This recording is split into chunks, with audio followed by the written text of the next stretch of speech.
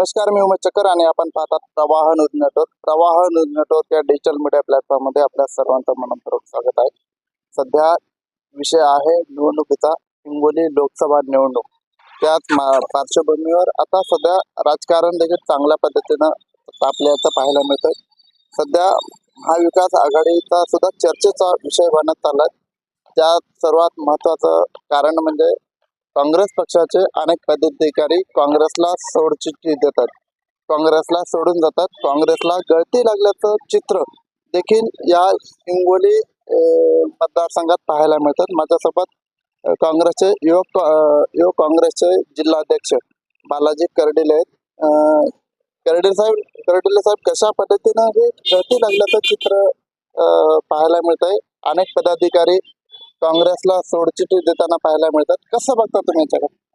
नाही, तसं काही वाटत नाही, पण कसं आहे, आता आघाडी धर्म आहे आणि आघाडीमध्ये पक्षाने जे ठरवलं की आपण 3 पक्षांना सोबत लढलं पाहिजे आणि त्या लढता त्यांना कुठंतरी वाटलं असेल की आमचे उमेदवार कुठं फाईट देऊ शकणार नाहीत किंवा मग ऍडजस्टमेंटच्या हिशोबानं कुठं आपण कमकुवत वाटत असेल, त्या हिशोबानं पक्षानं शिवसेनेला जागा दिली ठाकरे गटाला.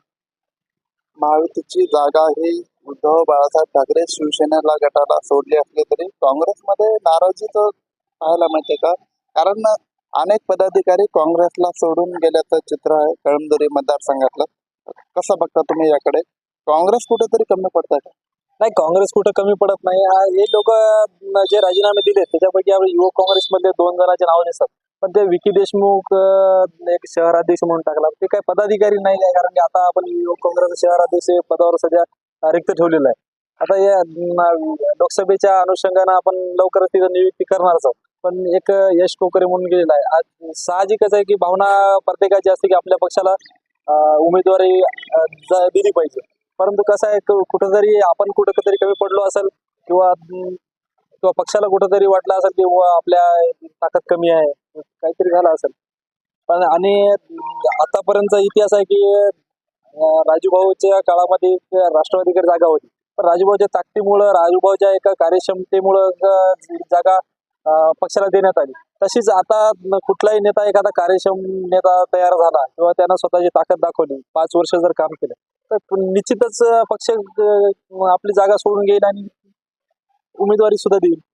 दिवंगत खासदार राजू सातव गेल्यानंतर त्यांच्या पत्नी आमदार डॉक्टर प्रज्ञाताई सातव हे प्रतिनिधित्व करताना पाहायला मिळतात. त्यानंतरही काँग्रेस कार्यकर्ते सोडून देतात. कसं बघतात त्यांच्याकडे प्रतिनिधित्व करताना? काय काम करता भासते? काय वाटतं का तुम्हाला? राजूभाऊच्या पत्नी म्हणून आम्हाला त्यांचा एक आदर आहे, परंतु त्यांची आतापर्यंत मागणीच होती की मी विधानसभा लढवणार. आणि प्रत्येक कार्यकर्त्यांना आतापर्यंत त्यांना विचारलं की ताई आपल्याला लोकसभा लढवायची का, परंतु ताईंनी असं सांगितलं की बाबा लोकसभा मोठा विषय आहे, आपण विधानसभा लढवू. त्याच कारणामुळं का असं ना, आतापर्यंत पक्षाला असं वाटलं असेल की बाबा इथं जर ताईसारखं नेत्या माघार घेतात मग उमेदवारी कशाला. त्या तर उमेदवारीच्या दृष्टिकोनातून हिंगोली लोकसभा मतदारसंघात फिरल्यात, तशा पद्धतीचे दौरे केले आणि त्यानंतर तिकीट मिळालं नाही अशा सुद्धा चर्चा ऐकायला मिळतात.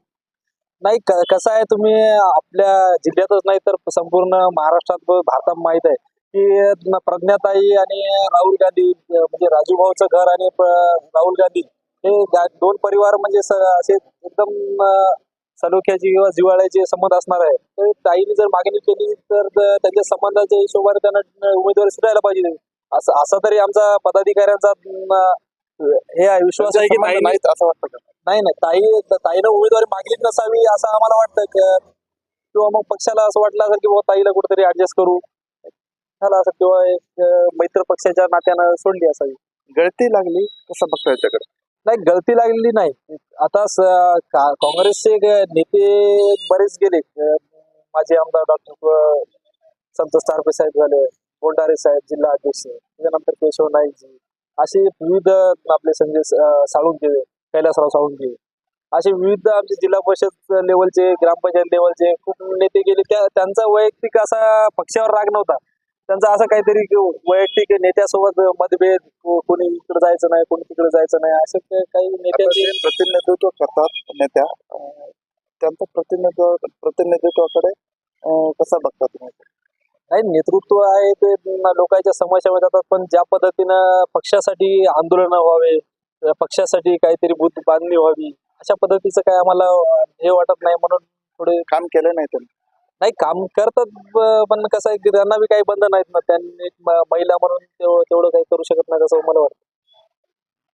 एक महिला म्हणून काही करू शकत नाही असं सुद्धा तुम्ही म्हणताय. लोकसभा मतदारसंघात त्यांनी या दौरे केले.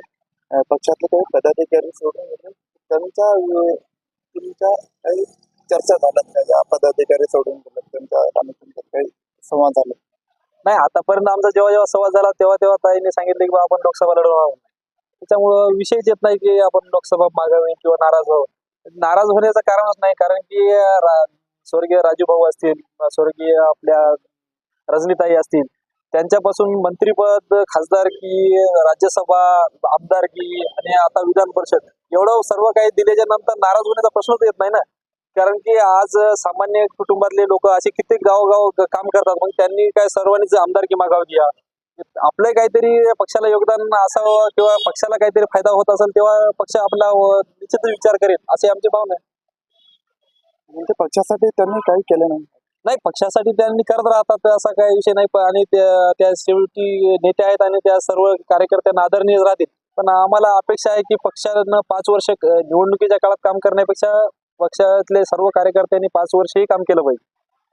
एकंदरीतच हे होते काँग्रेसचे युवकचे जिल्हाध्यक्ष बालाजी कर्डेले. पक्षासाठी त्यांनी जे काही केलं, मात्र निवडणुकीच्या काळात न फिरता त्यांनी 5 वर्ष सुद्धा जनतेची सेवा केली पाहिजे, त्या पद्धतीने कामकाज पाहिजे, अशी सुद्धा प्रतिक्रिया युवक काँग्रेसचे जिल्हाध्यक्ष बालाजी कर्डेले यांनी केली. माझ्या सकाळी भागवत उदास मी मचकर.